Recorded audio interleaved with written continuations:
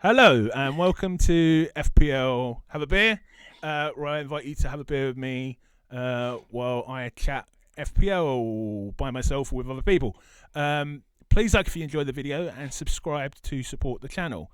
So welcome to another interview in the FPL Meet the Manager content creator series, where I usually ask one of our lovely FPL content creators to come on, where I ask them about their experiences of content creation, their thoughts about FPL and mental health, and we have a general chat about FPL and how their season is going. So you're probably wondering, Gary, haven't you already done a video with FPL Yelena?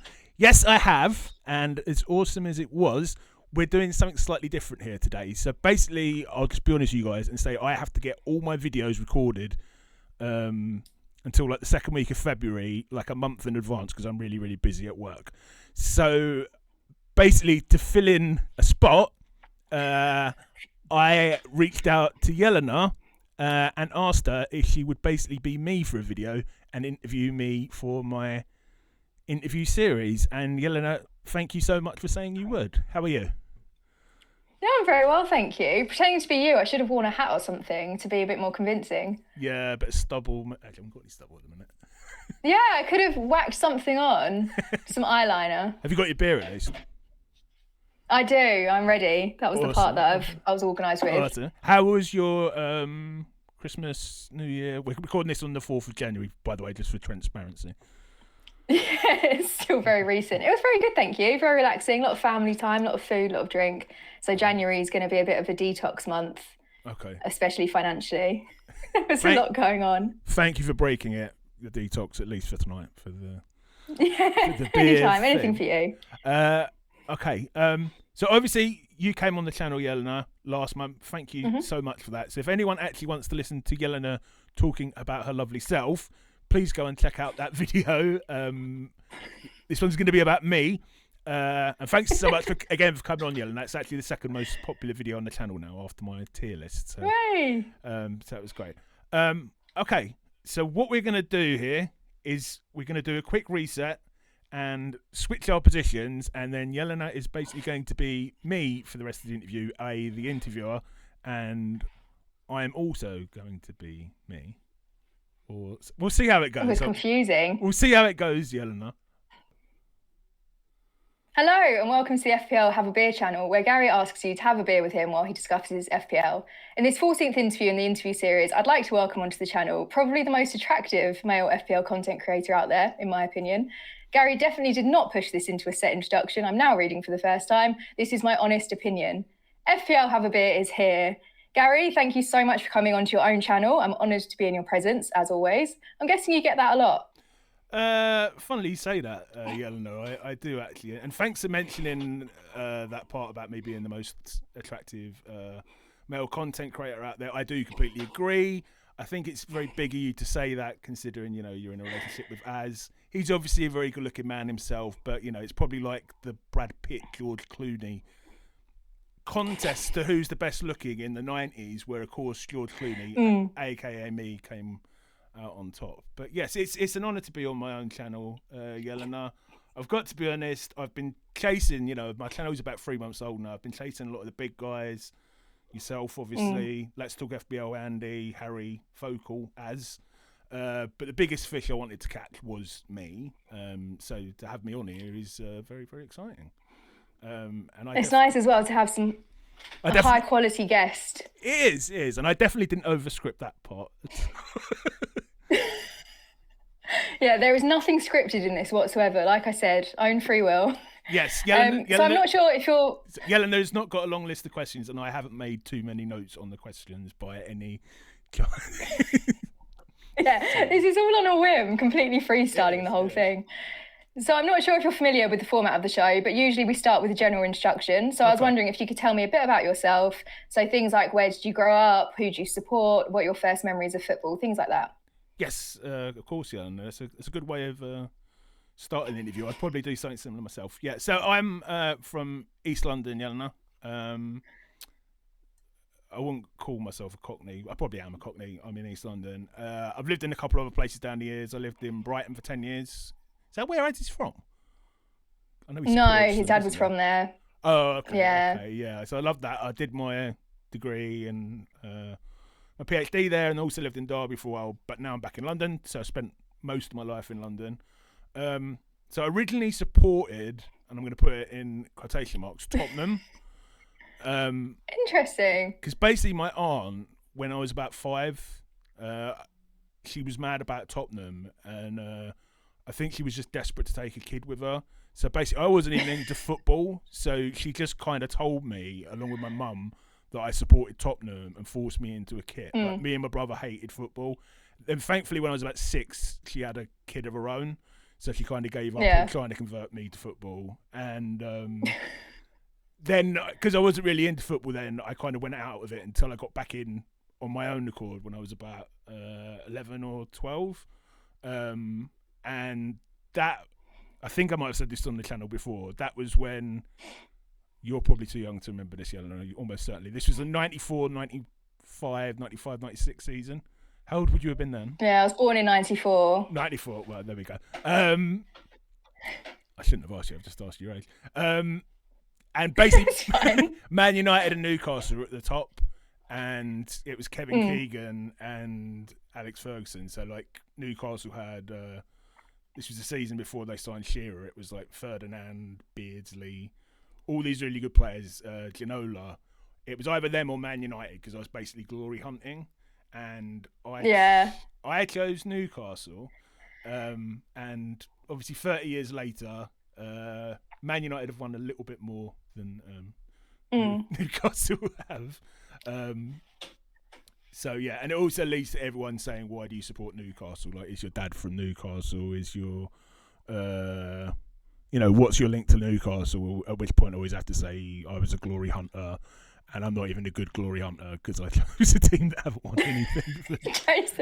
You know what? Hats off to you for admitting it, but also for not going for Man United, because I feel like everyone I grew up with, my brother became a Man United fan. He wasn't massively into football, but it was the glory hunting. Yeah. So I think that's very noble of you. And I did wonder what the connection was with you and Newcastle. Yeah, there's no connection. I'm interviewing FPL Nightmare tomorrow, and he actually is from Newcastle and is like I think he's a proper Geordie. So I messaged him earlier. Oh, wow. I messaged him earlier and said, it'll be nice to interview a fellow Newcastle fan, and I think tomorrow he might actually find out I'm just a bad glory hunter. And my first memory of football was actually my dad, because I didn't get into football till I was about 10, in the 1990 World Cup with Gascoigne crying. My dad doesn't know anything about football. He just watched him at the World Cup, and it was basically him shouting, "What a wanker you are," to Peter Beardsley during Italia 90. I also got a memory of going to a football training camp when I was about 5 or 6. I don't know why my parents forced me and my brother to go on it, because we hate football. So I would have probably been about 7 or 8, and my brother was 5 or 6. And I always just remember they stuck my brother in goal, and we were both useless. And my brother actually managed to make a save, and all the crowd, everyone was cheering because he'd actually managed to make a save, and he walked straight behind the goal line to basically score an own goal. So yeah, it wasn't a great success. But yeah, those are my first memories of football. It's really interesting because it sounds as though football was really pushed onto you, but you just weren't having any of it. I have images of you with baby photos of you in a Spurs kit, but no enthusiasm for Spurs whatsoever. Well, not even interested. Not really, because my dad and my mum don't. Well, my dad's not into football at all. My mum doesn't really give a monkeys. So it wasn't really. It was only really my aunt. Well, actually, yeah, I guess. Yeah, and the training camp. Yeah, I suppose so. Which is weird, because you'd think then that you'd like have a dad who's like, really into football, but my dad wouldn't be able to tell you who England's number 9 was, probably. Yeah. Yeah, I definitely don't think I came up from quite as, because you had a very you were in a very footballing family, weren't you? In terms of, I think definitely. Yeah, but that was me trying to muscle in on my brother's hobby with my dad. I didn't want to be left out. In some ways, I guess that's a pressure as well. Like, not a direct pressure, but maybe like a. Do you get what I'm trying to say? I wanted to stay up late on a school night and watch Chelsea play. Yeah. Kind of pressure. Yeah, there are a lot of perks. So you grew up not really that interested into football, then became a Newcastle fan. Yeah. So how did you get into fantasy football? Did your love for football grow and then that got you into the fantasy aspect? Sort of, yeah. So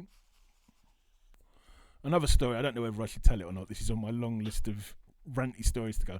So the first time, so I didn't really start playing until I got into FPL in about 2014 and 2015. But I did try and set up because I was really into football. Probably the most I've ever been into football in terms of I could name every single player in the Premier League. You know, even like the reserve team was when I was about 12 or 13. And I did try and set up a Sun. You probably won't remember this. The Sun used to have the dream team. I think I've mentioned it on this channel once before this story, but I didn't tell the full story. And you'd like phone up, and it was a premium rate number, so you'd phone up, and then it would rant on at you for 5 minutes because it was £1 a minute or whatever. And then you'd have to press like 81 for I want Dwight York or 97 I want Jurgen Klinsmann. So I did it, but I knew there's no way my parents would let me. So I phoned up one day when my mum and dad were out, and basically I had one more player to choose, and my mum walked in, so I quickly slammed the phone down and didn't get to finish. I love how out of context my mum walked in, so I quickly slammed the phone down. That could be anything. It could. Well, it turns out it's. Well, I slammed it down because I think she thought I was probably phoning up some premium rate sex line. And I kind of thinking back, I swear it's fantasy football. Well, I kind of wonder, looking back, would she have been more worried that I was phoning a sex line, or that I was going to become a complete geek and get into fantasy football? I'm not really sure. But then again, after that, so then I kind of I still enjoyed football, but like after my teenage years, like I kind of I wasn't following it as obsessively as I do now. Like I would watch the occasional game, and then it was really FPL that got me really, really back into football. They just introduced it at work, and in about 10 years ago, and that's when I started playing FPL. Interesting. So you've got an early memory there with fantasy football and kind of getting into it and hiding things from your mum. Are there any particular FPL experiences that stick out to you over the years? Interesting. You should ask that one. Yeah, I was thinking about this one beforehand. Like I could kind of say Aguero scoring a hat trick in my first season. I think he scored 5 goals against Newcastle and I triple captained him.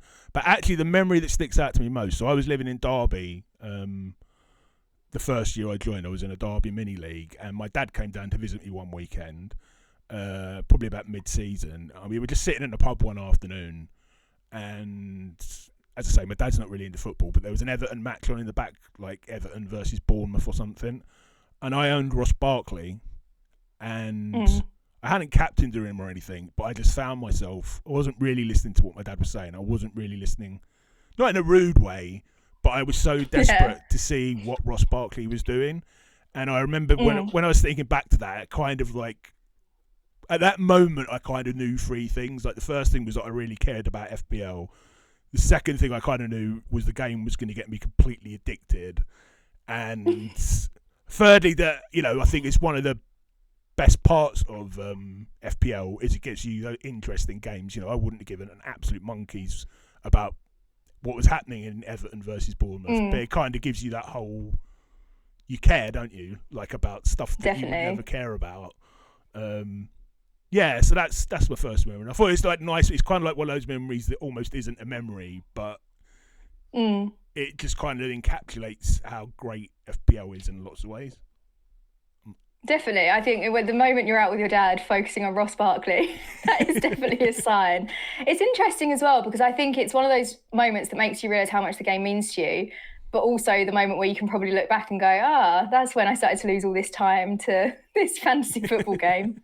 Yeah, it was also, I remember the same season, I have a memory of I triple captain Lukaku, and this is before I knew about double game weeks or everything, and I just remember Steve-O. Yeah. Steve always says people always talk about records of players against certain teams, and everyone was going on about Lukaku always scores against, I think it was West Ham or something, and then of course he didn't score. So that's my other memory from that season. Not as much of a positive one. Less wholesome. No.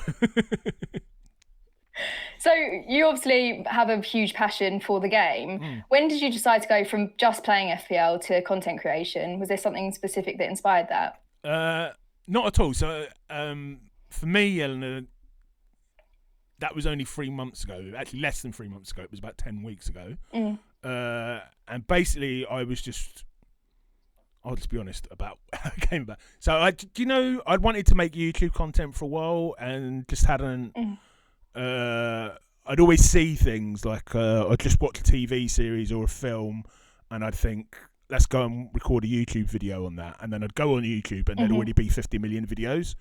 So I actually watched the Australian version of The Office, like the day it came out. I watched the whole thing, and I was bored that night, and I thought, you know what? There's hardly any videos out there. I'm just going to go on and make a 30-minute review of The Office, which I did. And then the next night, I really enjoyed it. The next night, I made a video about Football Manager, about a part of Football Manager that's not important. And then on the third night, I decided to make my content creator tier list, which, did pretty well. I mean, I say pretty well. For this channel, it got like 3,500 views, and people started contacting me saying, can you set up a Twitter? Juice want to contact you and stuff like that. So at that point, I basically just put the other 2 videos on. I actually have a second channel where I review movies and stuff, although I haven't made a... No way! I have, but I haven't made a video on it for about 3 months now. And FPL's taken over in that aspect too. Yeah, it has, and just decided I would make this channel about FPL, and then I literally just thought, keep making videos and see how it goes. And I probably would have given up maybe after 6 or 7 videos, but then I had the idea for this interview series, which has kind of like, I love doing the interviews and it keeps the channel going. And the main reason being because I'm not a traditional FPL channel. I don't cover the latest game week, so it can be 2 or 3 weeks before I think of an individual video idea to do. But kind of what happens is with the interviews, I can do 2 or 3 weeks of interviews, and after 3 weeks I'll have a couple of my own video ideas, so it just keeps kind of like evolving as the way it goes. It was weird the other night, actually not the other night, about a month ago, I went on Elite FPL on their Patreon, and I gave a couple of ideas for videos I wanted to do to get feedback from their Patreons, and Steve-O and the Patreon's feedback is like, those videos really wouldn't work on your channel. They're not your style, or they're not, you're the guy that does this and that. And it kind of made me think afterwards, I didn't realise I was the guy that did this or that. So obviously the channel has got some kind of... what's the word? Gravitas, I think. No, I wasn't going to say gravitas. That makes me sound a bit off, honest. You can't say it. I can. You can. I guess it's got its own style, even though I don't really. Yeah, its own niche. I don't, even if I didn't really know exactly what that is, but yeah, and then I've just really enjoyed making them, so I've just kept on going. Thanks to lovely people like you, Yelena.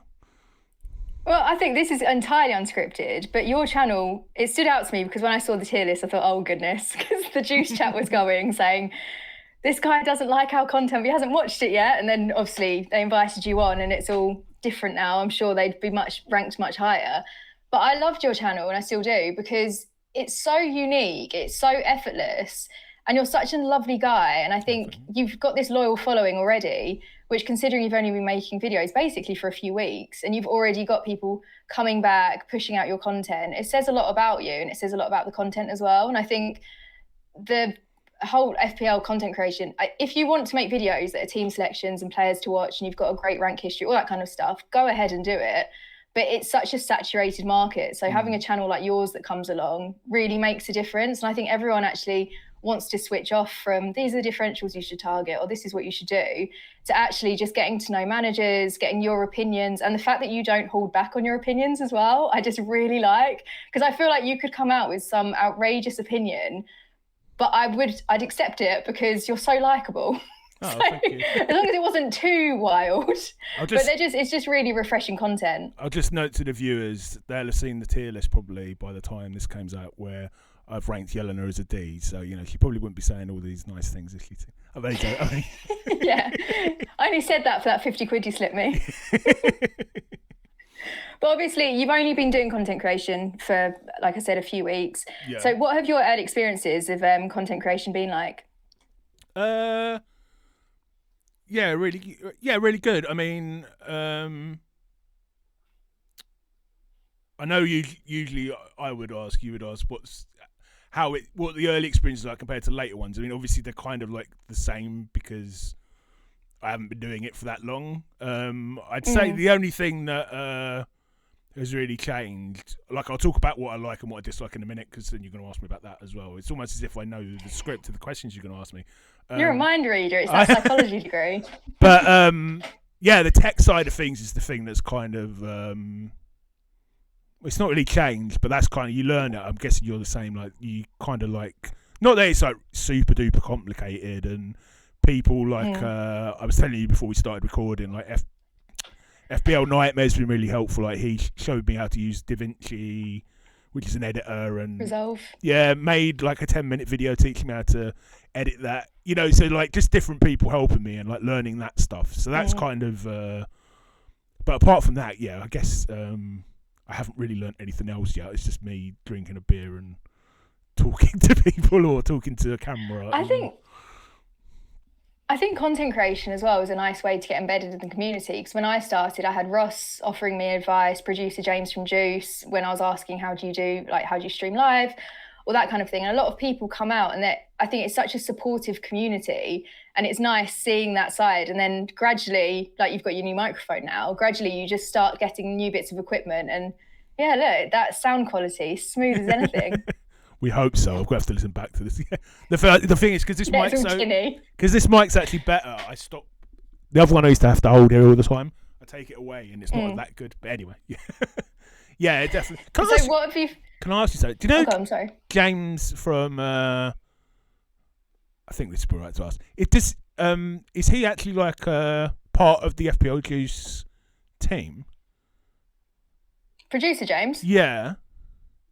Yeah. Yeah, so it's his creation. Oh, it's his creation. Okay, because when I went there, I was wondering if it was just like his studio, and they were hiring it out, or if he actually like he's. Oh no, the Juice is all down to James. Ah, okay. James, okay. I think we'd all be streaming in a car park. Okay, I didn't know that. That's interesting. Yeah, no, he dedicates his free time, which is lovely, and considering the amount of hours and shorts and everything. And like we obviously know just from having our channels how much goes into it, let alone everything James organises. Yeah. So shout out to producer James. Shout out to producer James, yeah. So what have you found? What are the positives of being a fantasy football content creator? So I've just got written here so many things, Yelena. I'm not sure if you'll agree. I mean, I think you probably would on a lot of these. So first, I just really love the process of actually making the videos. I know it make me sound a geek, but like, especially I'm doing a solo video, I like writing the script, thinking of the ideas. I like making the thumbnail. I even like posting the videos. I like watching the little bar on YouTube. I don't know. I think maybe it's partly because I wanted to be a film producer when I was younger. I actually did a year in university of film before I started studying psychology. And I mean, psychology is not really the most creative thing. So in some part, I think it gives me a bit of creative outflow sort of thing. I think Steve-O sort of said a similar thing when I interviewed him.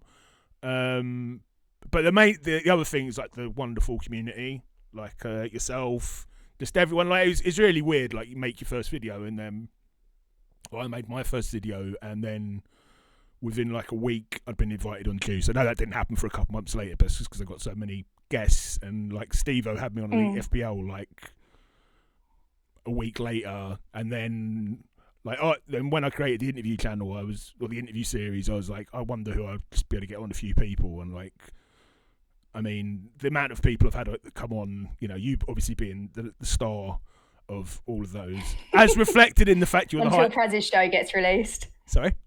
Until this one gets until released. Praz's until this one gets released. Oh, sorry. Top tier guest, then Praz. Yeah. Praz, mate, you know, F Scout Joe, you know, they're all secondary.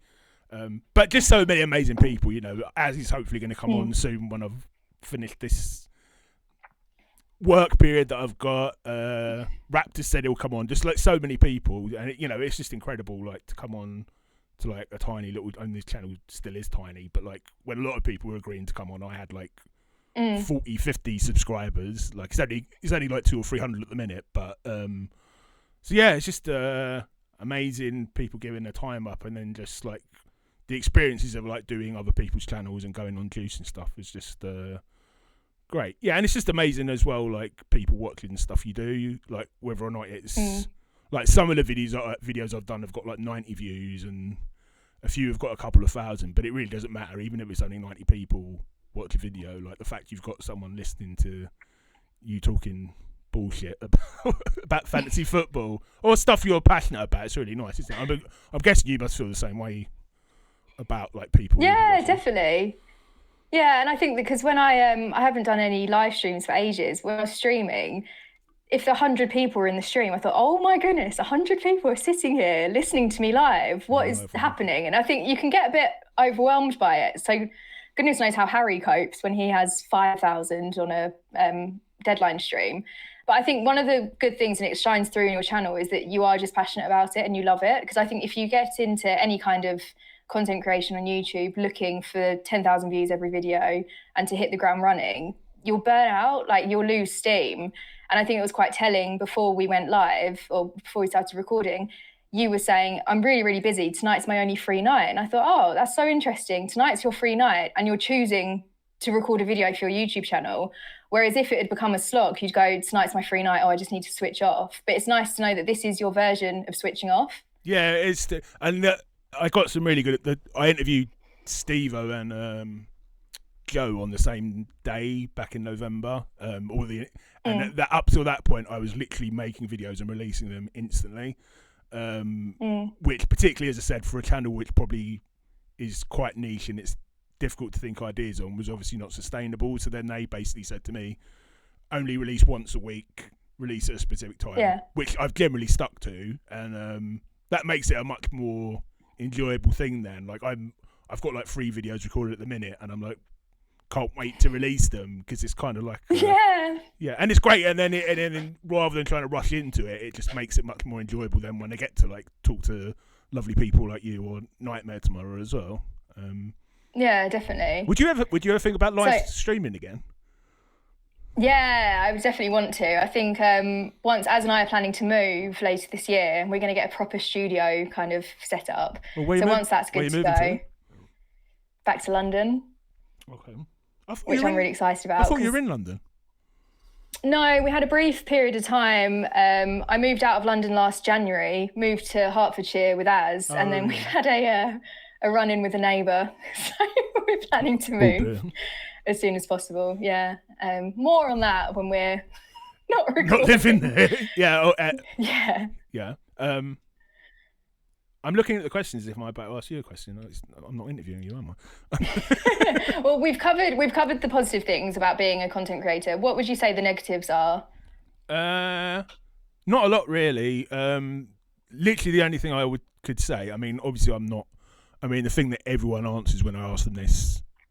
Well, not everyone, but pretty much everyone, when I ask them this in the interview series, is like negative comments on the videos or on X. I mean, I'm not that big to have got any of those. I had a couple of negative comments on my tier list video, and I'm going to rip in. And I'm going to rip into those people in the introduction to that tier list video. Not them personally, but just people that get offended by a tier list video.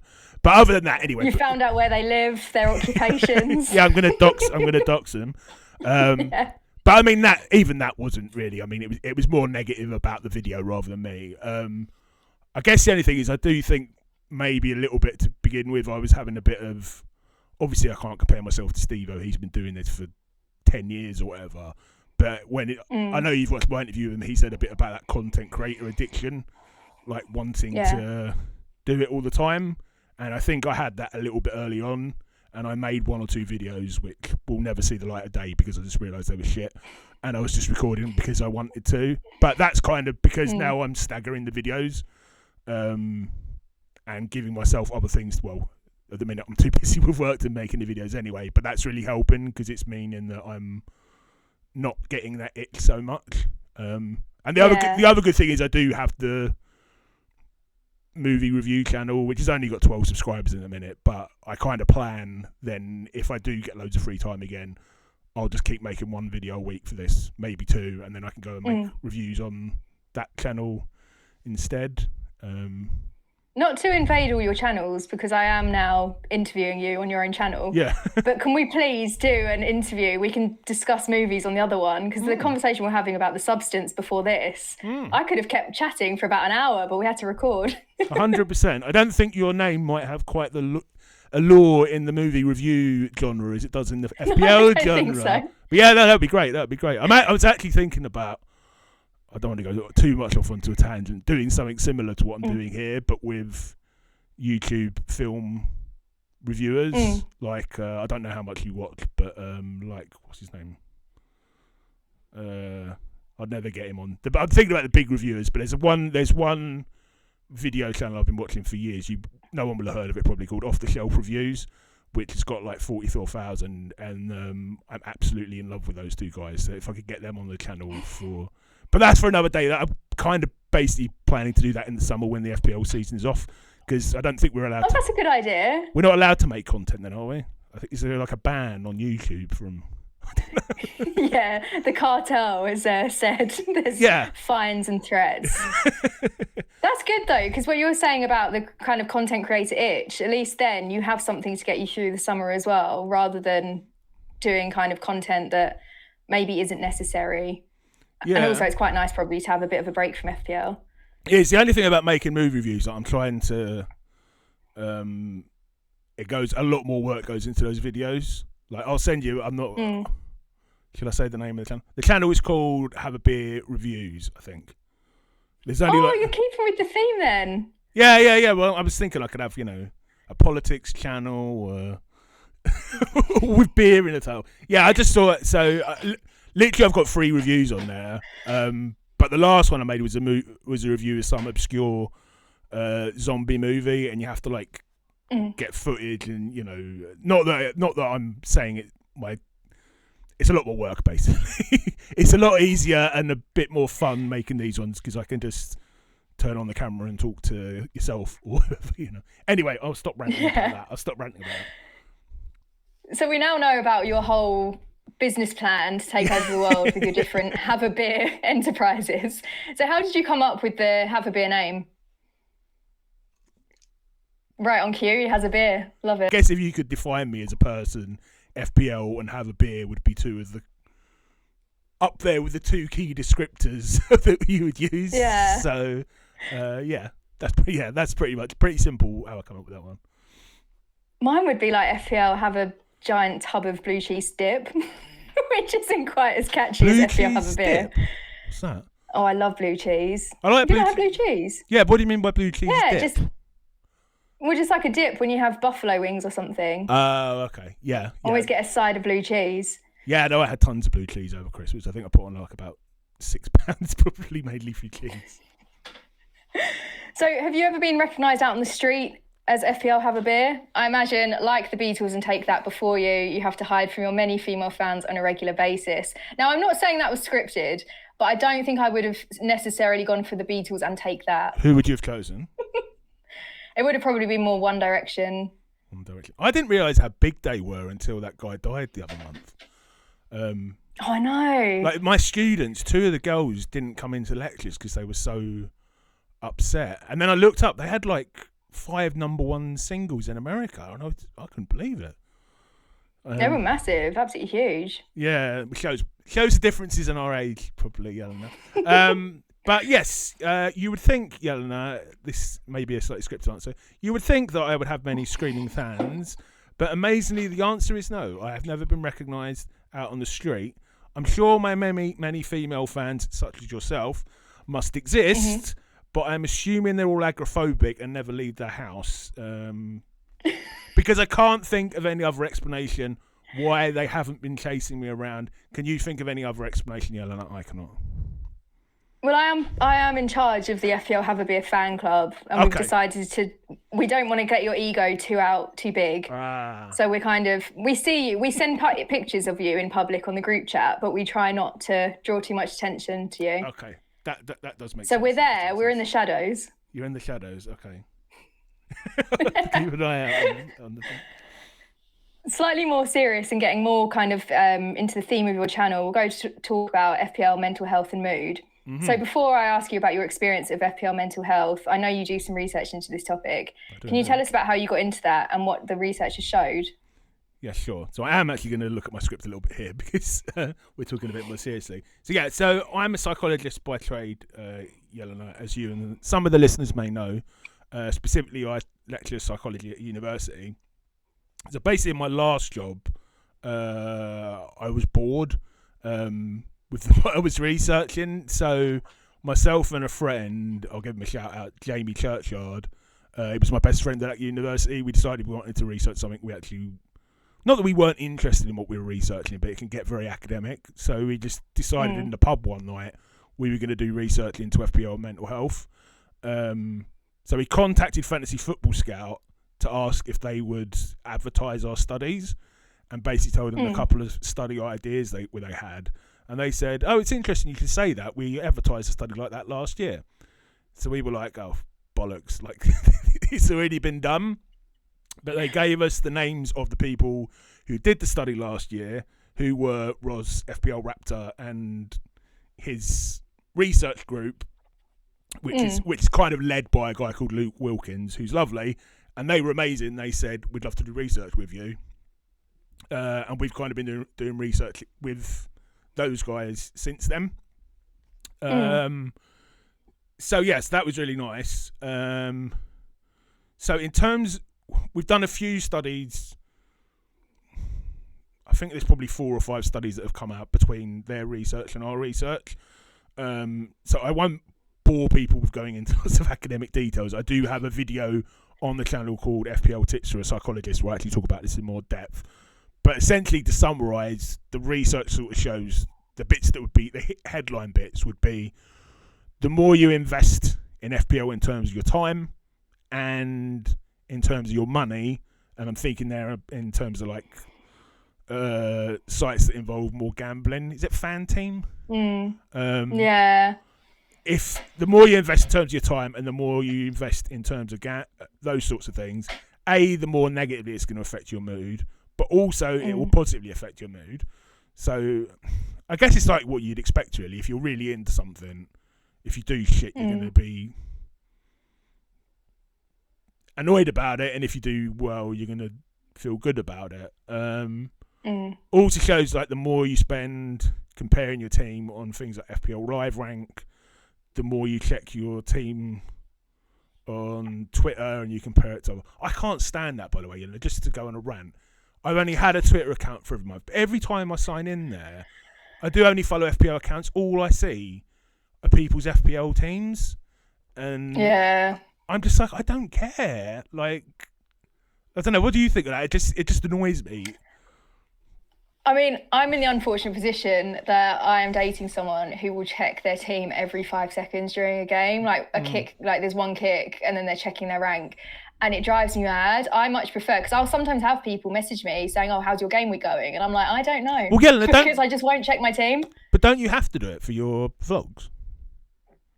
Yeah, I know how it's going in the sense that I'll be watching the games and things like that, but I won't necessarily... I'll try to like consciously... obviously, if I have a Chris Wood hat-trick, say, I'll be thrilled. And actually, that will get me through the game week, even if my team hasn't done well. Whereas if I was to look at my team and I saw I had my Chris Wood hat-trick, but I only had a few more returns, so I had like 24 points, that would probably ruin my weekend. And then if I saw my mini league, my rivals were on 50 points, that would really frustrate me. So I try and focus on like the little wins throughout a game week. Should Az be worried? Because I'm thinking at this stage he must be thinking about maybe marrying Chris Wood or something at this point. How well he's done for you this season. You know what? Over Christmas, I saw Chris Wood's expecting a child, so I think that ship sailed, unfortunately. I know, married to, seems like a lovely woman. Anyway, yeah, so to get back to what I was saying, so I mean, that's the main thing. I mean, it's not... I think sometimes when people hear that we're researching, not within the academic community, but maybe like people at home watching, might think like, how can FPL really have an effect on your mental health? But I'd encourage anyone who says that to watch the video on my channel I did with Ray, who, not to say that Ray's a complete nutcase. I mean, he is a complete nutcase, but not for FPL, not for because of FPL. But if you watch that interview, I mean, it was partly because he was a content creator as well, but he was thinking so much about it and then wound him up that it was affecting his family life and stuff. And that's just, Ray's not even the most extreme example. We've had in our data, we've seen people that have, lost their girlfriend or been disciplined at work. Not necessarily just because of FPL, because they've been so, but in large part, in terms of actually their relationships breaking up, I have read about people breaking up because of FPL because they've been so obsessed. But also, like, maybe people getting disciplined at work because they're not concentrating on their work enough, and it may not just been FPL, but FPL was a major thing they were looking at because basically they're so addicted to it. So it may not be that for 95% of people, we might just get pissed off or whatever. But there's a continuum to everything. From the person who just gets a little bit annoyed to a person who maybe it affects the way they interact with their family a bit on a Sunday, to the person who loses their girlfriend or whatever. So it's kind of all on a continuum. It's interesting because I think sometimes people's reactions to FPL is more a symptom of something bigger sometimes, and it frustrates me, especially with men. I think there's such a it's difficult for men to open up and to speak. And sometimes I'll see on Twitter or Blue Sky, whatever, someone's posted saying, I've had a terrible game week, I'm really down in the dumps, this has really upset me, blah, blah, blah. And then you get people and you get the classic kind of man up, it's just a game comments. But I always reach out to that person because I think actually, if your whole life has blown up and then this game that you've put all this time into has not gone your way, that might be a nice outlet and a nice way to go, look, I'm struggling. And then it opens up a wider conversation. And like you said, some people, it's a scale, isn't it, how people react to things. And I think your research is so important because hopefully it gives a bit more validity to the fact that it's okay that you're feeling this way with the game. And yes, it's just a game, but actually for some people it's more than that. And it's a community and it's friends. And there's a lot more that goes into it than just picking a team every game week. Yeah. And I think another thing is like, people do research on things like how work negatively affects your mental health, or how, I don't know, how, I'm struggling with it. Let's say the example work. Work's something you have to do, it's something we have to do to live. Whereas FPL is something we choose to do and is something that hopefully is fun and escapism. So when something like that is negatively affecting your... And it's also something we can do something about. We can not play it. We can spend less time on it. So, in a way, I find it more interesting to look at how something we choose to do affects our mental health, because it's something we can change if we want to, or we can alter. You can't change if your boss is an arsehole. You can't change that. Or, there's certain things in life we can't change. FPL, you can change the way you interact with. Sorry, I'm going on a bit of a rant there. No, but also, like you said, we're talking about the negatives of FPL, the extreme highs. Now, I don't gamble because I don't have an off button. I just know if I started, I wouldn't be able to stop. But I think, let's bring him back, Chris Wood, the love of my life. He scores a hat-trick, but I've placed a bet on that hat-trick and then I win hundreds of pounds. My mood is going to be amazing for 2 weeks. But then you've got the flip side, if that doesn't go well. But I think that's the thing with FPL that probably keeps us all coming back. It is chasing those highs. And there is a really positive side to the game. But when things like my season aren't going too well, obviously that's where you see the kind of negative sides of it. Yeah, I think one thing that the research did show, which I haven't talked about that much, is actually the longer you play, generally, the better you deal with it. Like, I think you're going to ask me in a minute, so I probably won't say that much. But yeah, I'll let you ask the next question because I'm literally going to answer the next question otherwise. Yelena.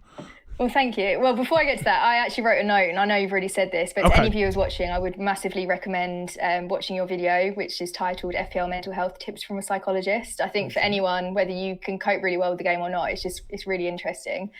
But that brings me to my next question, which I don't want to catch you off guard with it, but has FPL ever had any effect on your mental health or mood? And I imagine it probably would, especially now that you are a content creator. Good question, Yelena. You've really thought these through. So I'd say yes. So yes, as a player, as a content creator, probably it hasn't had any effect. Again, in large part because I don't tell people what transfers I'm going to make, or people. I mean, I'm not a bad FPL player. I finished like 12k and 3k the last 2 years, but nobody, I think, judges my channel or me based on that. Yeah. But as a player, yeah. So I'm just trying to look what I wrote down. Yeah. So a few stories. I had a date arranged from Tinder. About. Can we just, while you're on the topic, we just repeat your chat up line from FPL Juice? Oh, because I think the audience, if they didn't catch that episode, I think they're going to want to hear it. Can you give it some context? Yeah, I don't know. So it was what I don't. To be honest, there wasn't any context. Gary just came on, said to all single women watching. Shut up! Shut up! No, it was really weird. It was. So I'm on the way to the studio, and Nick texts me. Or sends me on X. By the way, we're doing a dating game, a blind dating game, and you need to think of answers to these 3 questions. And I'm like, what the? That show is like so great, random. but also so random, yeah. And one of the questions they asked was, if I can't remember what the question was now. It was if you were a TV show, what would you be and why, or something? Something like that. No, yeah, TV star. And I said, well, I don't think there's any real TV stars that remind me of me. I'm more like one of those late night news presenters, as in when you see me, you want to go to bed. Sorry, Yelena, it feels really weird now saying that when there's a female. It's all right. It's in the context of this is how you got this Tinder date. Basically, I didn't go on the Tinder date because there was an FPL deadline stream on. And I pushed it back by 2 hours. It was one of those Friday night deadlines. To be fair, and she cancelled the date then because I was pushing it back. To be fair, by doing that, I found out, I can't remember, this was about 2018, that Vardy wasn't playing and bought in Jota and got about 12 points. So you win some, you lose some. Worth it. So yeah, early on, basically, when I was really addicted, it would piss me off a bit at the weekends if I was doing badly. Like, never to the extent that I would take it out on anyone else, but still being in a bad mood isn't nice. There was one Christmas where I don't know if you watched the Christmas video I did. It's probably got the least views on my channel, but basically I did a wild card over Christmas, and my girlfriend at the time got really pissed off, and my mum, because basically I spent the entire time planning whether Trent Alexander was going to be in and shit like that. So yeah, it did a bit in the early days, and it got to about 3 or 4 years in, and I remember I sat down one night, unsurprisingly after I had a few beers, but I'd actually had quite a few beers, I was drunk, and I just thought, what the hell are you doing with your life? Because, you know, I wasn't making content or anything at the time, but the amount of content I was watching was stupid. Not like, you know, obviously I had a job and I had a girlfriend at the time, but basically any time that I wasn't with them, I was just listening to FPL content or worrying about my team. So I thought about quitting, and then the next season starting and I didn't quit, and I just managed to not listen to content so much and not really care so much, which ironically is actually probably really improved, because since then I think I've finished in the top 4K, in the top 1K, like in the 6 seasons since then. I think I've finished in the top 1K 4 times, and the other 2 times I was just outside the top 1K. So actually not caring, and I was going to caveat. Amazing! I didn't realise. Maybe that helps it not affect my mental health. Yeah, I didn't realise your rank history. I knew you had a good, I'd say solid rank history. All right, yeah. Didn't. Well, four top surprises. 4 top 100K, sorry. Top 4 100Ks, and 2 just outside top 100k. It's not like incredible. Did I say top 100 or something? No, I still think it's incredible. I mean, I didn't finish a season until 3 seasons ago. Mine were always in the millions. So anything top million, I'm impressed with. It's a pretty low bar, to be fair with you, isn't it? Yeah. Still don't really understand what the chips do, but I'll get my head around it. Oh, well, what do you think of the... Because I suppose game week 24 will be around the time this video comes out. What do you think of the assistant manager? Ooh. So I was really anti it, and still I think I probably am. I think FPL Towers could have done a better job, and I don't think they were very organised from what I gather, which is a bit disappointing. But I think it may shake up the game, so don't knock it till you try it. Initially I didn't like it, but now I'm intrigued. And I think the fact that we have our second wildcards, so we can factor in the pricing for the managers and things, makes it better. But it's questionable. I'm not fully convinced yet, but I will try it and see how it goes. What do you think? I made, it'll be out by this point, a chip tier list video with Steve-O. That's amazing content. And I already love it. We put it in a category, the top category, and then I said to Steve-O, I'm going to take it down for every time it's pissed me off, and it ended up in the bottom category. But I think we both said it could end up being the best chip in the game. It's just no real... It could really change things. Well, Praz said to me he thinks it's going to be more powerful than the wild card, because you could get 70 or 80 points if it goes well, which, I was thinking this last night because I'm a geek and I think about what the wild card's actually worth. And I thought, basically, 15 times 4 is 60. Yeah. So you could take a hit for every single player in your team, and you always have one free transfer. So the most wild card can be worth is 56 points, because you could do those same transfers with hits.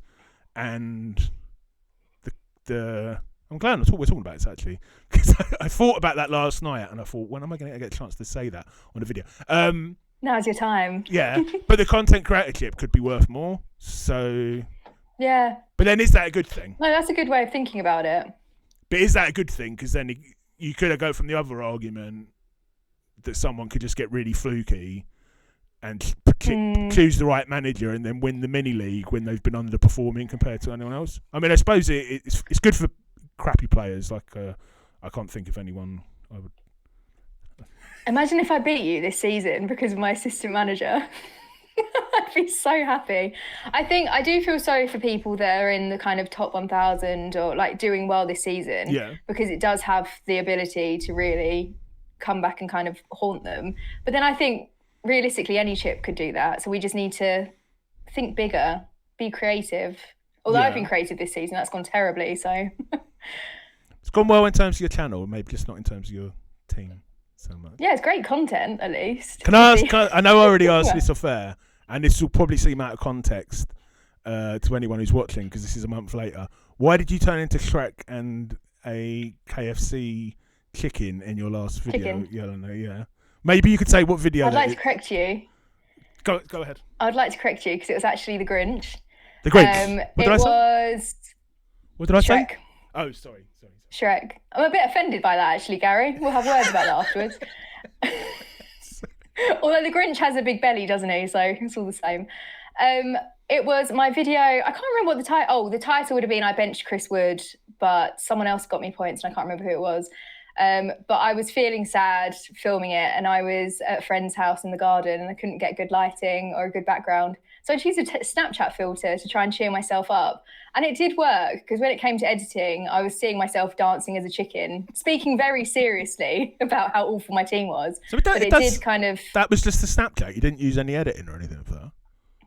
No, just a Snapchat filter. Oh, wow. Okay. What advice would you give to anyone who's struggling with their mood or mental health this season as a result of FPL?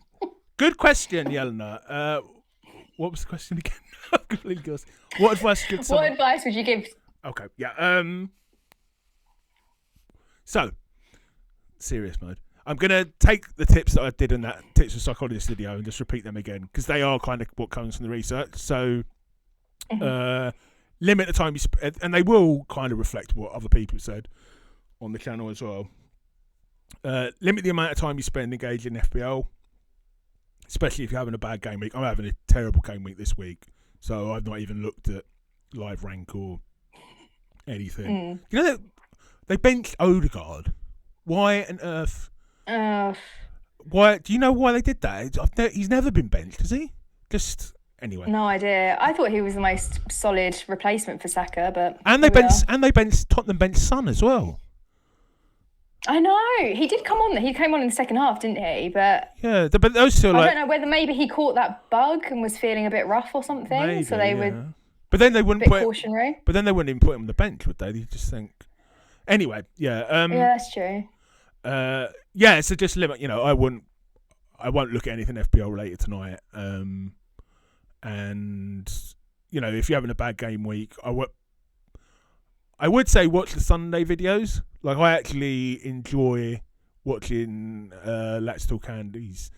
Actually, no, I'll caveat that. If he's had a bad game week, watch it, because then you kind of have like a therapy session. But I guess if everyone else has had a good game week, then it's maybe not so good. But yeah, I suppose limit the amount of time you spend on FPL.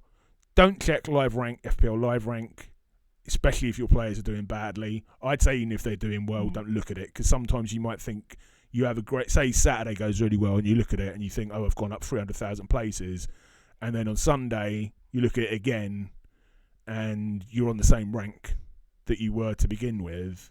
You might have been happy with that at the start of the game week, but if you thought you were going up 300,000 places the day before, it's going to piss you off, even though you didn't do that badly. I had that one season. It was Ollie Watkins' hat-trick against Brighton, and Az checked my live rank, and I think it was the early kickoff on a Saturday, and I'd gone up to like top 50k or something.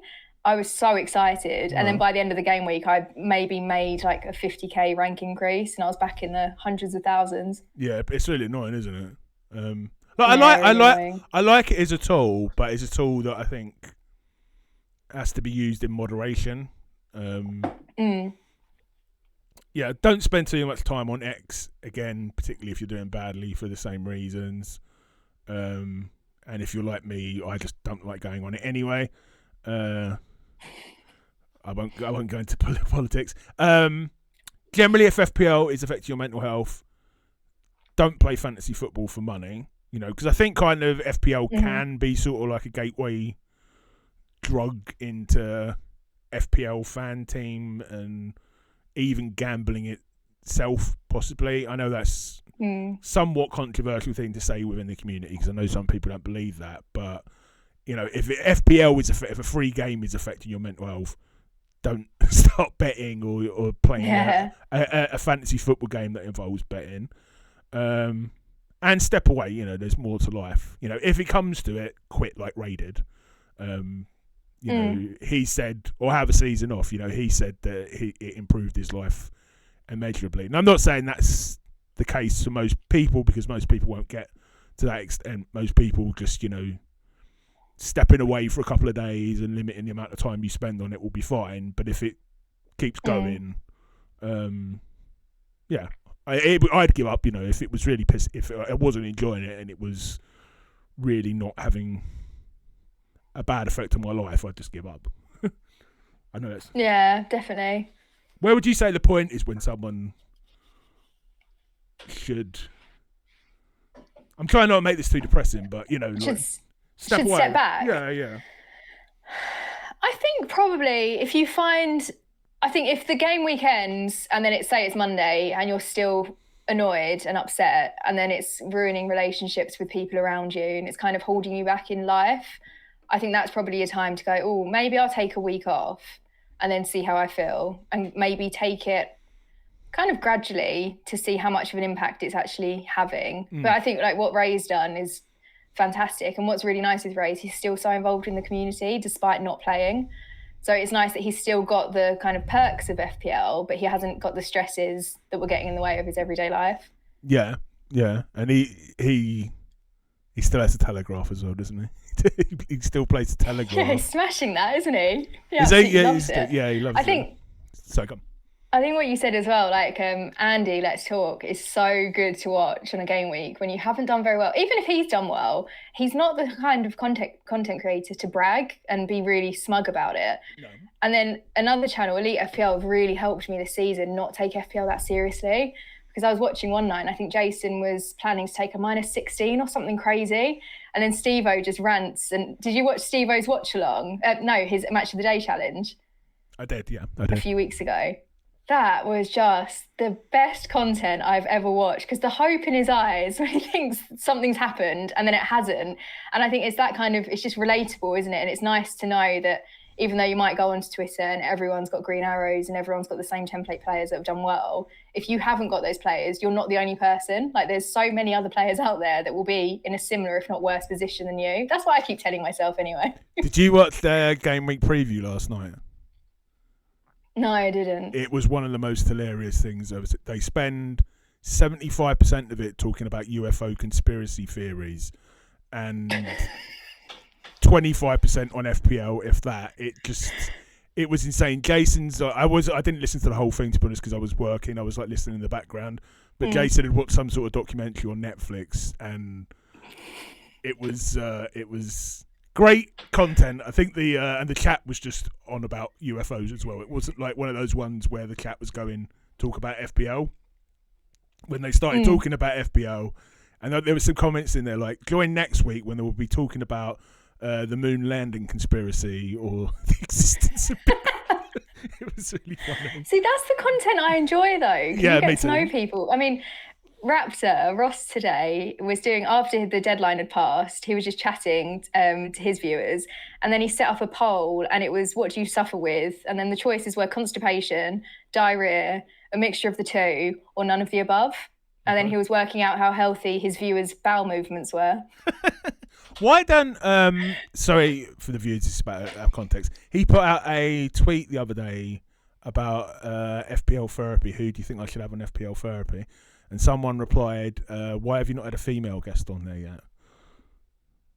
I've let him down. He did ask me when he launched the podcast, but he films on a Monday afternoon, I think like 1 p.m, and it's just not, the calendars haven't aligned. But I've got a job interview on Wednesday, so my plan is to let him know. I know, tell you all about it after the recording. Yeah. But my plan is to, if I get that, then I'll be able to let him know if I can come on, and I'll just book a day off work. But at the moment, it's all up in the air. But I think his girlfriend might go on, hopefully.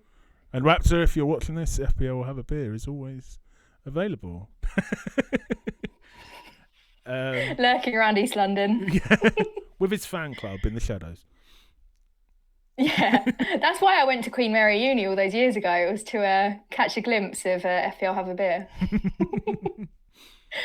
So you've obviously given your advice on what you think people should do. Do you think there's any changes FPL and other fantasy football websites could make to help the mental health of their player base? Another good question. If only I had time to think about this, Yelena. Okay, so this one, I'll ask your opinion on this one. I think they should get rid of price rises. Well, no, actually not get rid of them. I don't know if we got into this in our interview. I think they should have a price rise thing where the price rises only take effect after the deadline. That's interesting. I think they should definitely be more transparent about the price rises. Yeah. I don't know. I think that is. But even if they're being transparent, I've still got to worry about moving Salah in and out on a Tuesday night when I could be down the pub or spending time in my. I always think about something more wholesome than down the pub. Spending time with my baby. I don't have a baby, but something like It's a bit more concerning. Oh God, yeah. Doing something, it's something I have to worry about FPL during the week when it's not the game week. Whereas I think one of the things they should factor in is like casual players, and if you want to increase the player base, you need to make it as accessible to everyone. So that's why one of the reasons I think the assistant manager chip won't necessarily be a massive hit is because I think you have to be quite engaged to understand it and know when to use it and when to capitalise. Yeah. And then that's the same with price rises. I think if you're a casual player and you go, oh, next week I want to bring in Salah, comes to Saturday morning, an hour before the deadline, you can't afford Salah. And then you go, but I don't get, because a lot of players as well don't understand price rises. So I think it would be good if, I think, or maybe at the end of each game week, once the final whistle's gone, they lock in what the price rises are. I don't know, just some more transparency would just be good. Yeah, so my idea is, like you say, so the final whistle goes, the price rises lock in, and then they don't change until the next deadline. Yeah. Yeah, so, and I'm thinking purely from a mental health perspective. I mean, obviously it's annoying as well if you can't afford the player because of a price rise thing, but I just think from a mental health perspective, because I have at least frustration that you can't look at that. You know, you can't afford the player, or you're one of those people that checks FPL statistics every night, which is not a good thing. I mean, what pleasure does anyone get from checking if the price rise is going to happen? You know, it's not. That's not what we play. It's not like planning a transfer or. Oh, it's happening. Yeah. So yeah, this one changed the deadline as it currently stands. Although I've gone on and off for this one in different interviews. I think I talked it through with Trigger Lips that we basically couldn't find a better solution, but I don't know.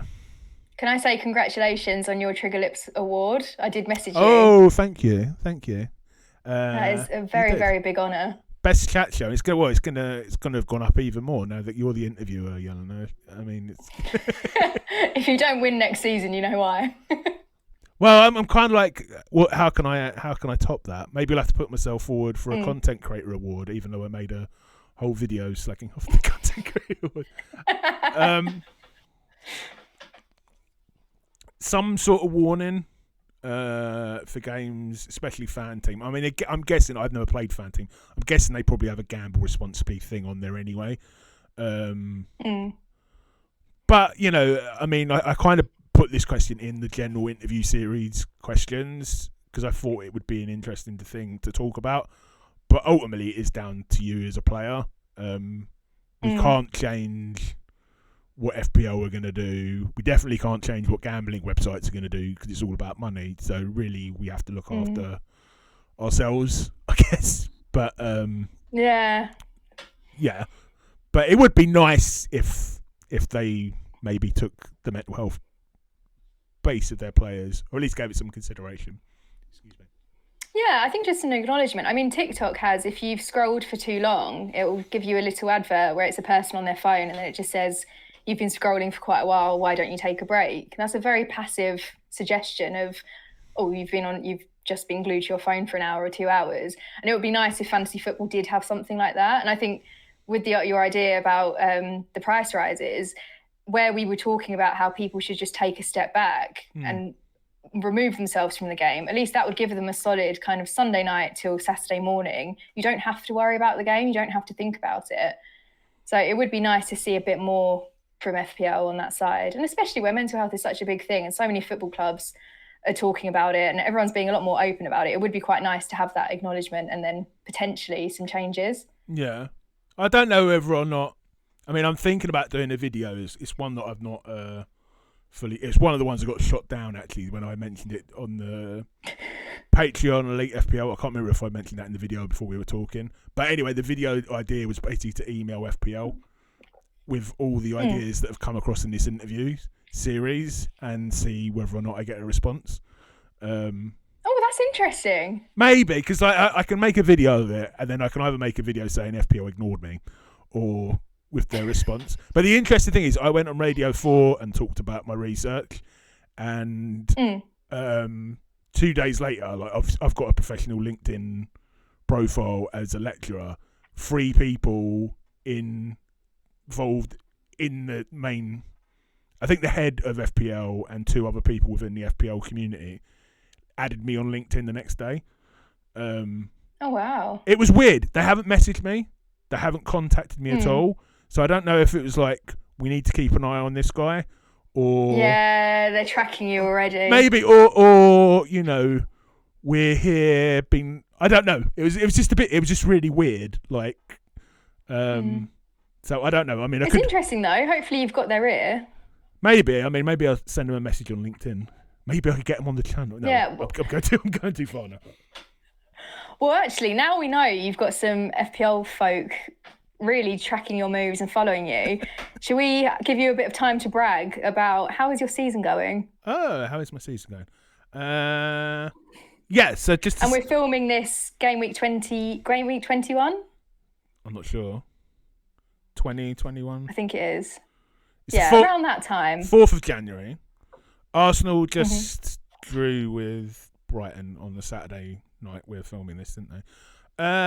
Yeah, it's all right. So going into this game week, I was 400,000, which is actually the worst rank I've had at this stage of the season for about 6 or 7 years. But I had a really, really, really shit start to the season. Like I was 5 million after. I think when I made this channel, I was 5 million. Maybe this channel's helped a little bit. I don't know. So I've kind of clawed my way up. I mean, my target every year is to get in the top 100k. I really wish. I'm so jealous of like Joe, with his never being out of the top 100k apart from one season. Crazy. I know. Yeah. I mean, I've never been above 350k, so it's not like I'm. But anyway, yeah, top 100k, and I think I can still get there. Yeah, definitely. Yeah. How about you, Yelena? How's your season going? I've broken into a million. I think I was like 1.5 million going into this game week. Awesome. Not to brag, made some good decisions. I don't think it will last. It's funny because I never really, I didn't know what overall rank was until I started my channel and people kept asking me, what's your OR? And I was like, what are you chatting about? But I think this is definitely, since I started my YouTube channel, this is the worst I've done in a season. But it's also made me careless. What's your best rank? 92 or 98k. That's good. So nothing to. Yeah, I got around 90 something k, and then I got 100k, but it was like 100,100 or something. That's annoying. So it's technically top 101k, I guess you'd say. But yeah, I'm happy with it, and I've beaten Az since I started doing YouTube content, which makes me laugh every season. What, you've beaten him every season?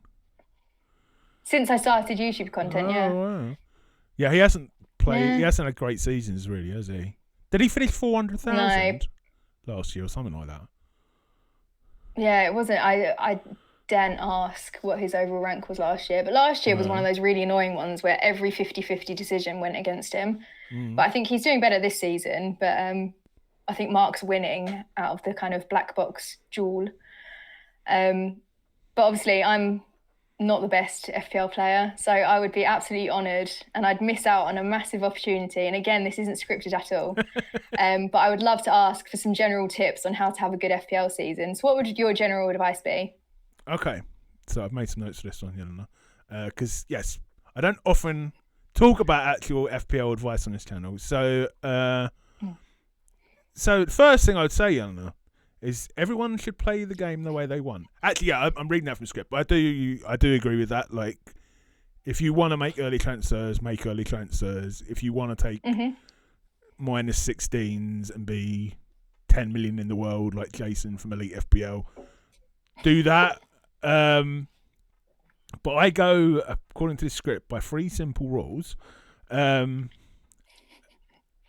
I wrote this when I was drunk one night, these answers about a week ago, and I'm kind of reading what I wrote and thought, what the hell you...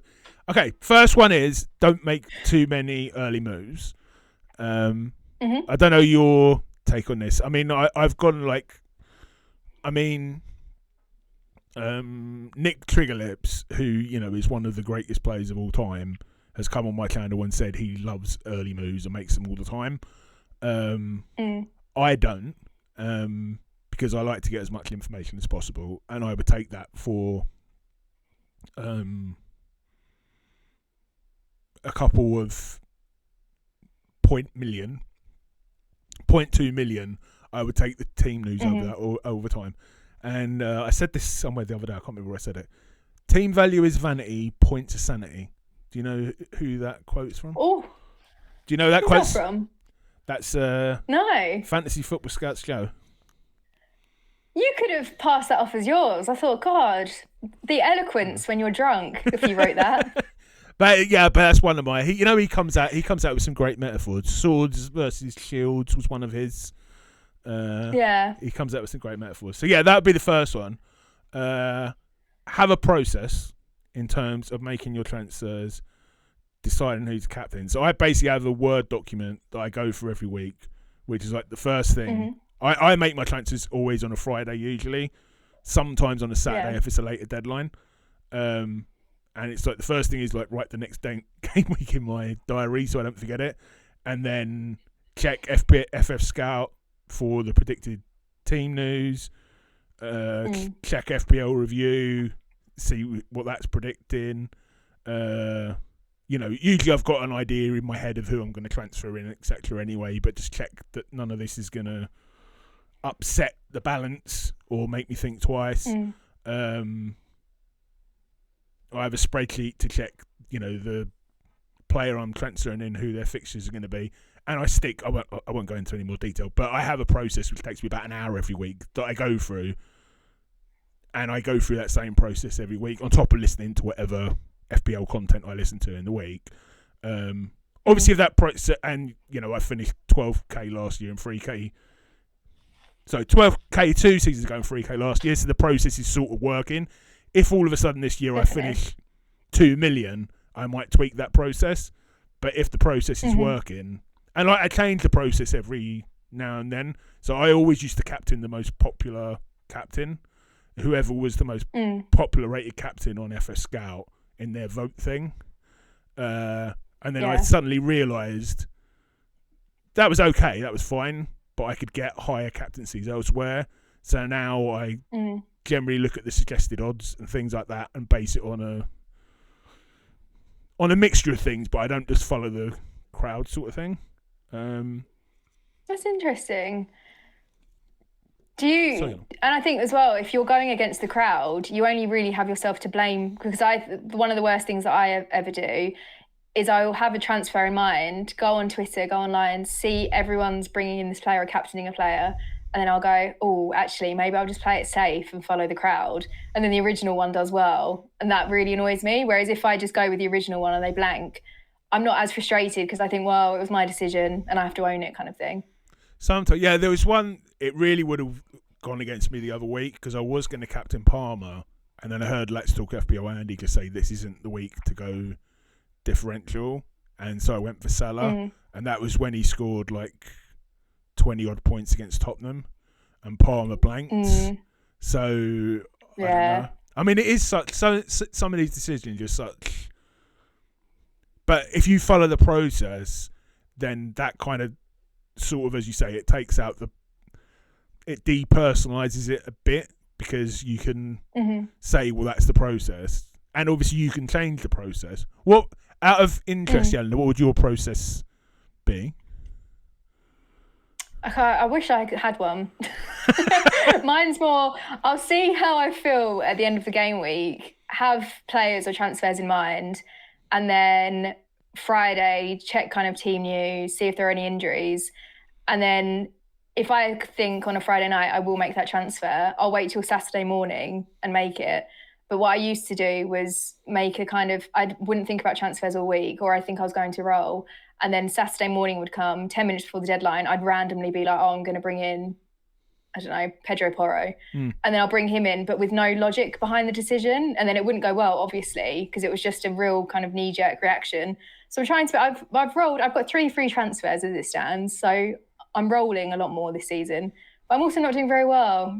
I think I need to have a bit more action. Well, the fact you wait for the team news is a process in itself, because you're not making early transfers then, and you're waiting for the team news. Like sometimes I watch, I don't offend them, but like the elite FPL lads, and they're just making hits so early, and I'm like, I love that though. I love the chaos. It's great for it. It's great for entertainment value, but not possibly for overall rank success. Third one, use all the tools available to you.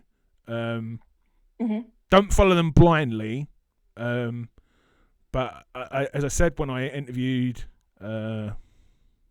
Tom from Who Got the Assist, FPL Review, I've never seen you sponsored everywhere. If you want to sponsor this channel, you're very welcome.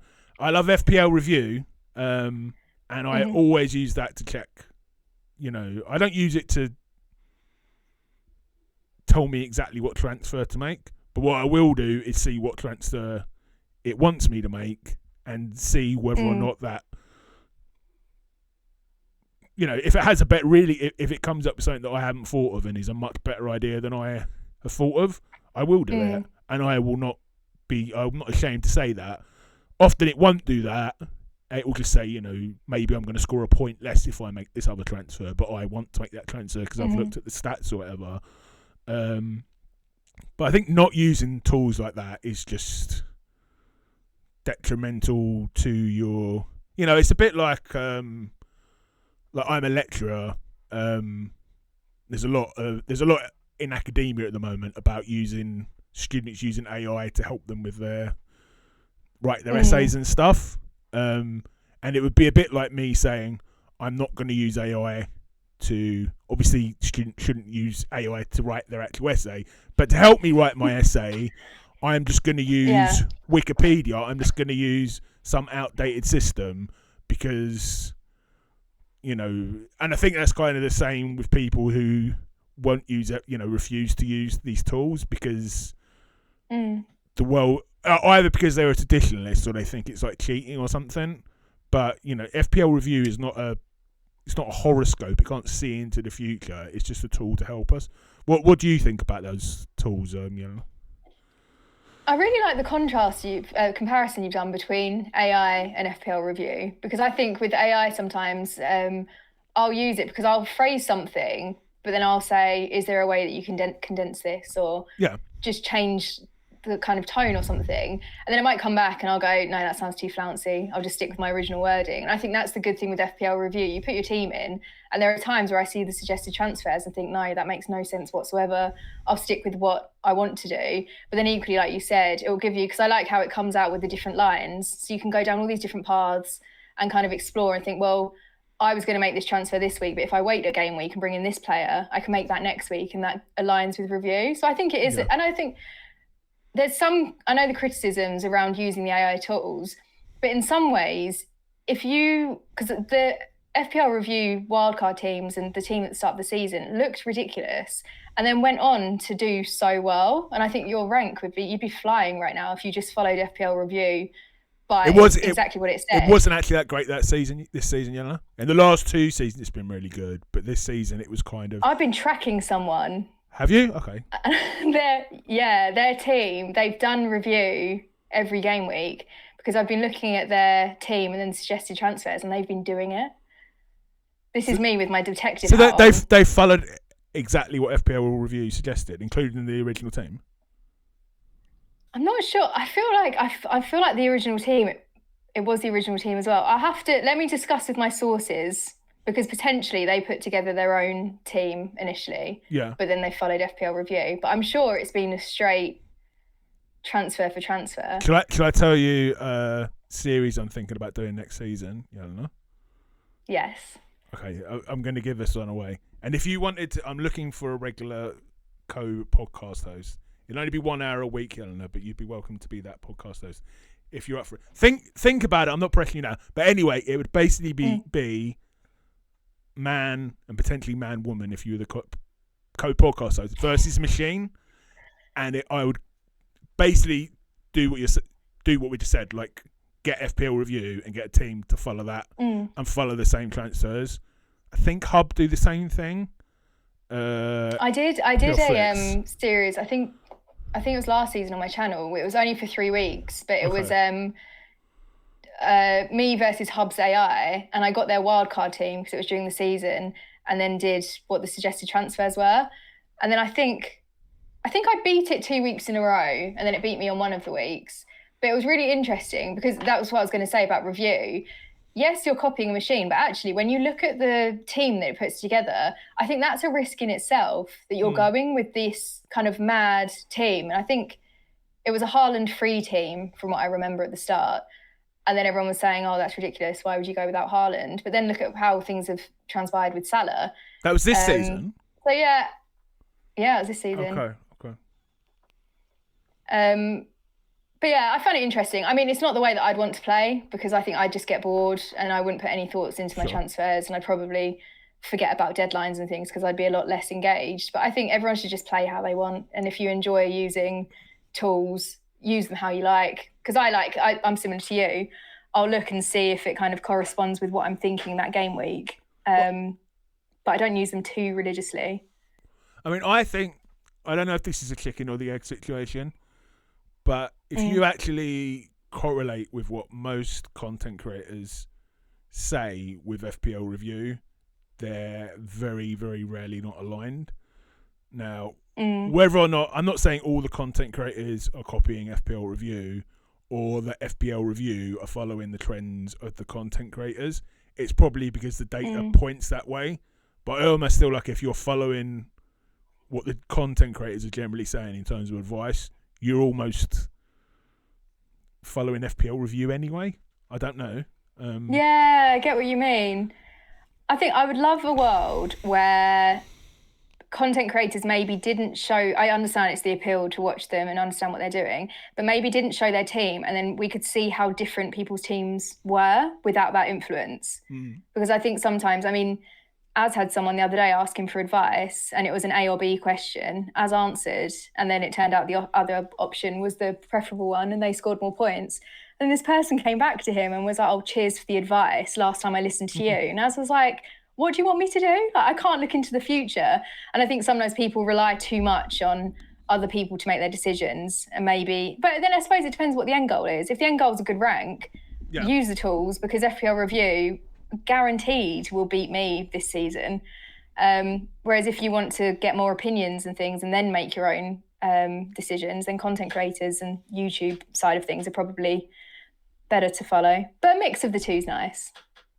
Yeah, but at the same time, you could say that you're just getting the information in different ways. Like, FPL review gives it to you in a spreadsheet column and suggested points, whereas content creators are suggesting it. I don't know. I'm since creating this channel, I've come more and more to that. Even if it's just that, you know, those are the good players and that is the best advice, and the two are correlating together because of that. But anyway, and I'm going to start tracking more teams now, see who's using review. I think that actually no. I wrote that I had 4 rules. I think that brings us to the end of the questions. Yes. Yelena, it's been amazing coming onto the channel, I have to say. I've been looking forward to it. Well, thank you so much for joining us. Obviously, if you are watching this, please do subscribe to FPL Have a Beer. Wonderful content. And again, that wasn't scripted. That's honest. I really, really love the channel. There's a range of guests. There's some really good videos coming up, more interviews. So do like the video if you enjoyed it, and do subscribe to help the channel grow. We'll hit 500 subscribers. That would be nice. Yeah, I wasn't sure whether you already were on it. And I was like, oh, right, I'm late to this. You might even be on 500 by the time this goes out. Hopefully. Thank you, Yelena. Thank you, everyone.